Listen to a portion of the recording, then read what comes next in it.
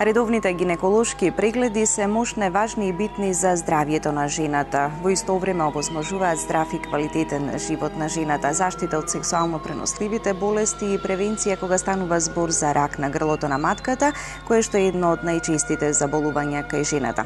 А редовно треба да ги правите гинеколошките прегледи, бидејќи на тој начин ќе бидете помирни и посмирени дека се е во ред со вас. Редовните гинеколошки прегледи се многу важни за здравјето на една жена. Представуваат значаен предуслов за здрав и квалитетен живот.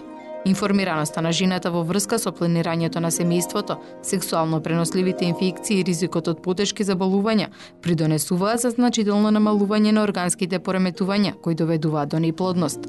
Посетата на гинеколог пополека почнува да станува редовна обврска на жените, без разлика на возраста, вели доктор Катерина Станкова-Нинова, специјалист гинеколог акушер. По 20 години работа во јавното и приватното здравство, таа неодамна отвори своја гинеколошко-акушерска ординација. Порано жените немаа навика. Меѓутоа, мислам дека тоа се менува, особено кај помладата генерација, неспорно е.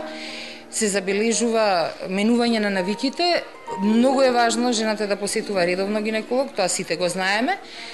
Меѓутоа и сето тоа треба да биде во некои граници на нормалните медицински индикации. Во ординацијата ќе се прави сето она што вообичаено е нормално да се прави во една гинеколошка ординација, значи и нормални редовни гинеколошки прегледи, следење на нормална бременост, меѓутоа работата по која што јас станав некако и препознатлива во последно време во животов е и диагностика, пренаталната диагностика, хромозомски абнормалности, одредување, советување генетско кај трудници.